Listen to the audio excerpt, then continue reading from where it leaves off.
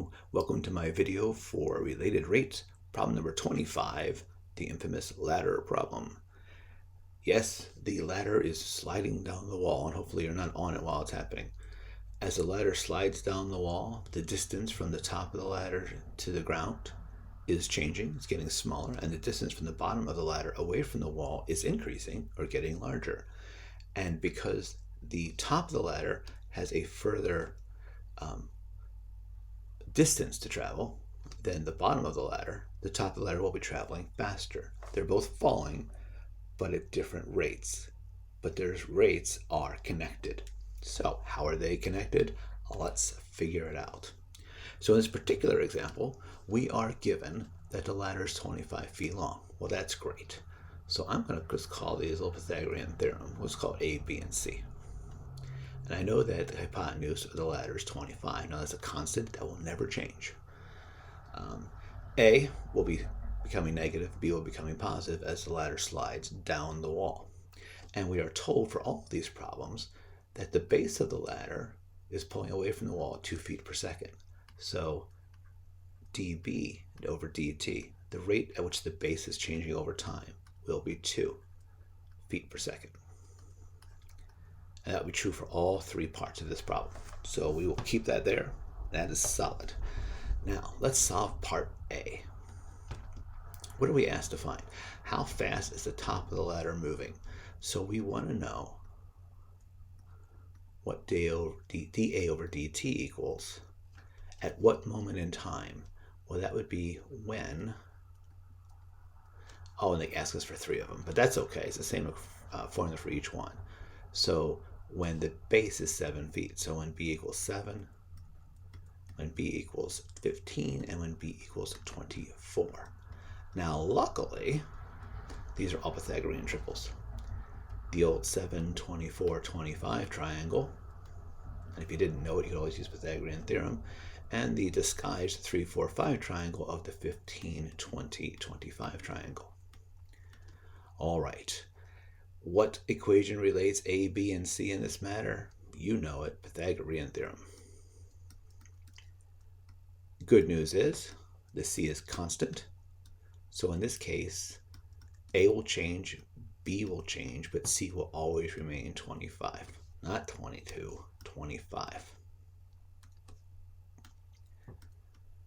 So now let's take the derivative. 2A plus the differentiation with chain rule says times dA dt. We're taking the derivative with respect to time. And derivative of b with respect to time is 2b times dB dt. And the derivative of a constant is 0. Now it's just a matter of plugging in numbers.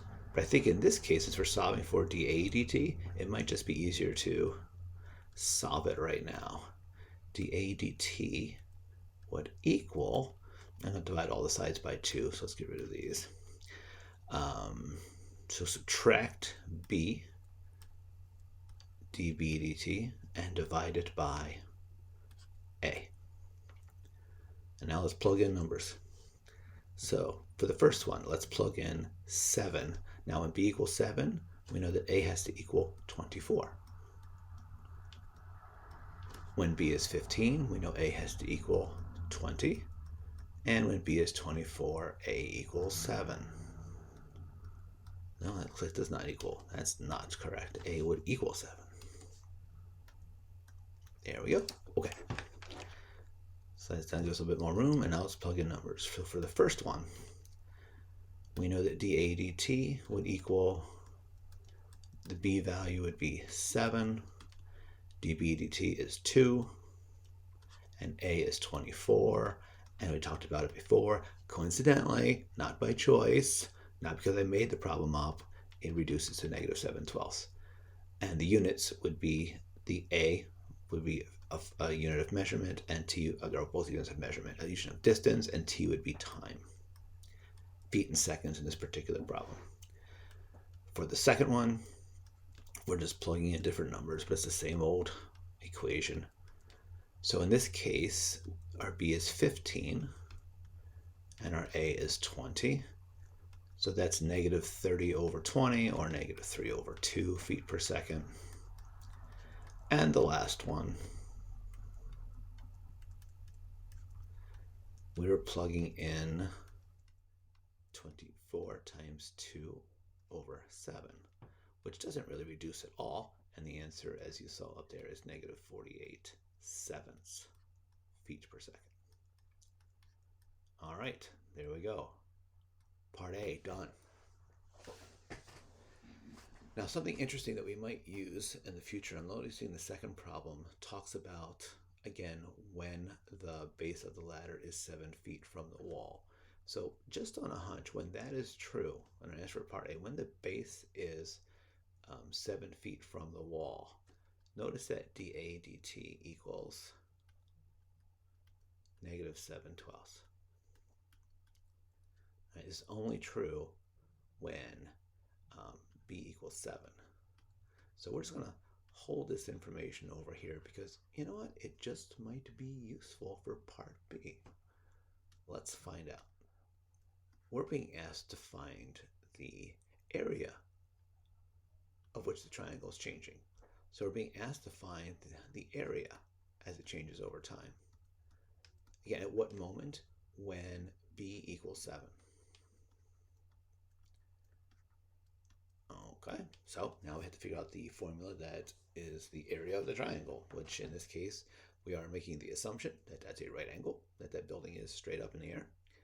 So our area is just 1/2 base times height, which in this case would be a times b, or b times a. You know, we're just multiplying. So the derivative with respect to time is dA dt. The 1/2 is a constant, that'll just stay. And we have to use product rule for that. So it's the first, and then derivative of b, and then the second, and the derivative of a. We have all of this information, so it's just a matter of plugging in numbers now. So it's 1/2. In this particular case, when b is 7, we know a is 24, because it's the old 7, 24, 25 triangle again. So a is 24, dB dt is 2, b is 7, and oh look, dA dt. Well, from the previous problem, we knew that at 7, when b equaled 7, the dA dt equaled negative 7/12. So we throw it all in there and either use your calculator or use your wit or use your awesome ability to manipulate numbers, however you feel like it, but it will equal 527 over 24. Now the units, it's area, so the units would be square feet, and the units of time are still going to be in seconds, so square feet per second, and that's how you get that one. All right, sound good? Let's move on to part C. For C, we're looking for the rate at which the angle between the ladder and the wall is changing, so this angle here. So we're looking for how the angle is changing over time at the same value for b, when b equals 7. Now we just need to have an equation that relates these. Now you can use any of the trig functions, sine, cosine, tangent. I would suggest using an easier one. I thought about it first using tangent. Let's use tangent of theta equals b over a. But then I realized if I do that derivative, I have to use a quotient rule. I have to use secant squared. Why go through all that work when all the trig ratios will do? So let's choose an easier one. What about just good old sine? Sine of theta equals the opposite side, which would be b, over the hypotenuse, which is 25. Remember, the 25 is constant. So let's see. Let's take the derivative now. So the derivative of sine is cosine with respect to t, so times d theta dt. B over 25, so the 1/25 is just a constant. And the derivative of b with respect to time is db over dt. So we're looking for d theta dt. We have to find cosine of theta. Now here's where we use our right triangle trig. If the sine at this particular time, when the sine of theta is 7/25, then the cosine of theta at that moment or the other side would be 24. So it would be 24 25ths. So I know the cosine of theta at that moment is 24 25ths. I don't know d theta dt. It's 1 over 25, and dB over dt is, again over here, it's still 2. We didn't need to worry about dA dt in this case. d theta over dt equals 2 over 25, and then I'm going to multiply both sides by the reciprocal, 25 over 24. 25's become 1, and 2 over 24 becomes 1/12. Degrees are measured in radians, and time is in seconds. So there is my answer. That's the answer for all three. I hope this video helped out and cleared up a little bit. And just in case you wanted to see, I did do it for fun if we used the tangent for this problem. So check this out. A little bit crazier. If you actually use tangent, then you have to do the quotient rule for your derivative, secant squared, blah, blah, blah. It's not super crazy. It's just a lot more arithmetic. But lo and behold, when it's all said and done, the answer still comes out to be 1/12. So choose the one you like. I prefer this one personally, but to each his own. And could you have used cosine also? Sure, you could have. You could have done any of the trig functions. That's your choice, because they all have the same relationship. As long as the equation matches the situation, you can use it. So hopefully that helps. And let me know if you have any questions, and I will see you at a later time.